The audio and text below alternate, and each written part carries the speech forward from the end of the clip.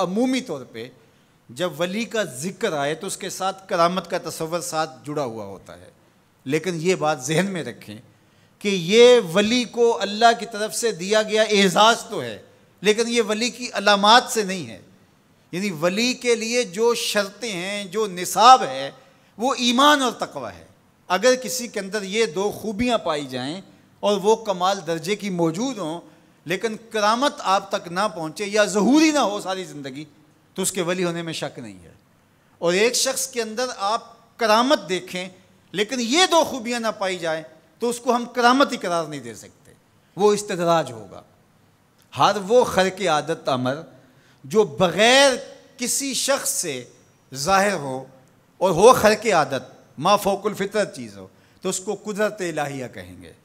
اور اگر وہ نبی کے ہاتھوں سے اعلان نبوت سے پہلے صادر ہو جائے تو اسے ارہاس کہا جاتا ہے، اعلان نبوت کے بعد ظاہر ہو تو اسے معجزہ کہا جاتا ہے، اور وہی چیز کسی ولی کے ہاتھ سے ظاہر ہو تو اسے کرامت کہا جاتا ہے، اور اگر کسی عام بندہ مومن کے ہاتھوں سے ظہور پذیر ہو تو اسے معونت کہا جاتا ہے، اور اگر وہی کام کسی کافر سے یا کسی فاسق و فاجر کے ہاتھوں سے ظاہر ہو تو اسے استدراج کہا جاتا ہے، جس طرح دجال کے ہاتھوں سے قرب قیامت میں ہوگا کہ وہ مارے گا بھی اور زندہ بھی کرے گا۔ اب استدراج میں اور کرامت میں فرق کرنا یہ عام آدمی کے بس کا روگ ہی نہیں ہے، وہ کیسے کرے گا؟ تو اس کے لیے سادہ کلیہ یہ ہے کہ ایمان اور تقوی کی شرط کے ساتھ اس چیز کو کرامت کہا جائے گا، اور اگر یہ دونوں شرطیں نہیں پائی جا رہی تو وہ پھر استدراج ہوگا۔ تو اس لیے ولی کو پہچاننے کے لیے کرامت معیار ہی نہیں ہوا، کرامت نصاب ہی نہیں ہوا، ولی کو پہچاننے کے لیے ایمان اور تقوی ہوا۔ اگر کرامت کو معیار بنا لیں گے تو پھر استدراج والے کو بھی ولی ماننا پڑے گا۔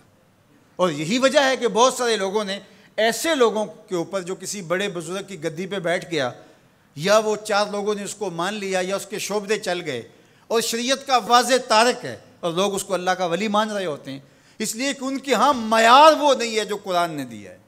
قرآن نے دیا الذین آمنوا وکانوا یتقون، اور کرامت معیار نہیں ہے، وہ ایک ثمرہ ہے۔ اس ثمرے کو پہچانا جائے گا اس اصل نصاب کے بعد۔ اس کو صرف ایک مثال سے سمجھاتا ہوں۔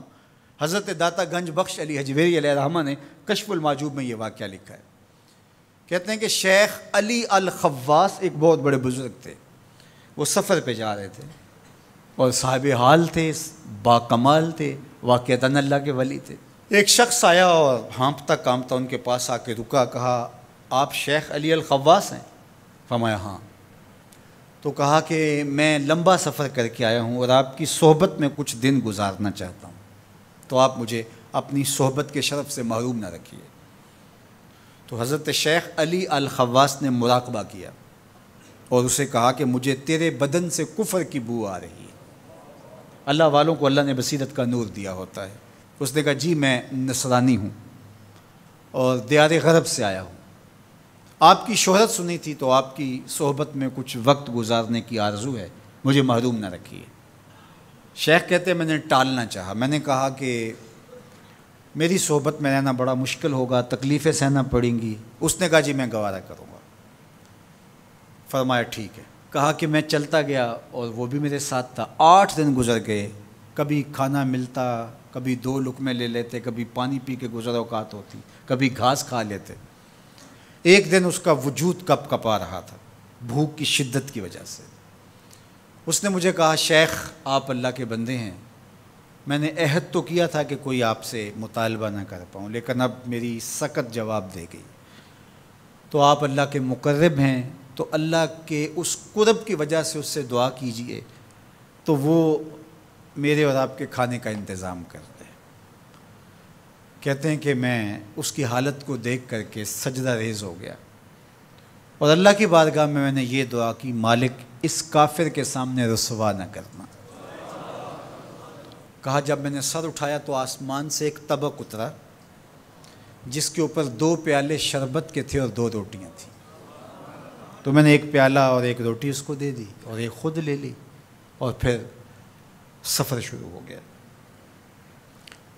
8 دن پھر گزر گئے، پھر ایک دن وہی حالت کہ اس کا بدن کپ کپانے لگا۔ تو میرے دل میں آیا کہ روز روز حالت ایک جیسی نہیں ہوتی، تو اس دن تو لاج رہ گئی تھی، تو کہیں آج یہ پھر نہ بول پڑے، تو قبل اس سے کہ یہ بولے میں نے بول کر کے کہا کہ تو بھی عیسائیوں کا بہت بڑا پیر پادری ہے، تو آج تیری باری ہے۔ تو کہتے ہیں جب میں نے اس کو کہا تو اس نے بھی سجدے میں سر رکھ دیا، اور میں دل ہی دل میں سوچا کہ اس کا سجدہ ریز ہونا کیا معنی رکھتا ہے جب ایمان ہی نہیں ہے۔ تھوڑی دیر کے بعد جب اس نے سر اٹھایا تو آسمان سے بھی طبق اترا، جس پر 4 پیالے شربت کے اور 4 روٹیاں تھیں۔ اس نے 2 روٹیاں اور 2 پیالے میری طرف بڑھائے، اور 2 پیالے اور 2 روٹیاں اپنی طرف کر لیں، اور کہا کہ کل یا شیخ کھائیے۔ میں نے کہا میں نہیں کھاؤں گا، اس لیے کہ کرامت ہو نہیں سکتی، اور استدراج کا کھانا جو ہے وہ میں کھا نہیں سکتا، چونکہ تم کافر ہو تو میں استدراج کا کھانا کھاؤں تو یہ نہیں ہو سکتا۔ تو اس نے کہا کل یا شیخ، شیخ کھائیے اور میری طرف سے 2 مبارکیں وصول کیجیے۔ میں حیران ہوا، میں نے کہا کیا مبارکیں؟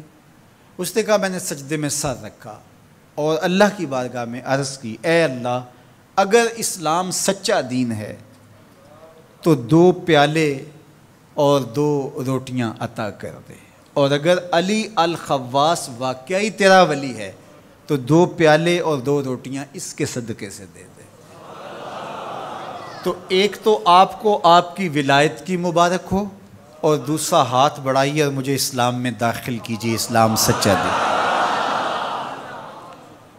تو شیخ علی الخواص کے اس واقعہ کو ذکر کرنے کے بعد داتا گنج بخش علی حجویری فرماتے ہیں کہ علی الخواص جیسا شخص بھی یہاں پریشان ہو جائے کہ خدایا یہ استدراج ہے یا کرامت، تو کہا پھر عام آدمی کیسے فیصلہ کر سکتا ہے کہ یہ استدراج ہے یا کرامت؟ تو کہا کہ اس کو یہی دیکھنا پڑے گا ایمان اور تقوی ہے کہ نہیں۔ تو ایمان اور تقوی یہ علامت ہے کسی کے ولی ہونے کی۔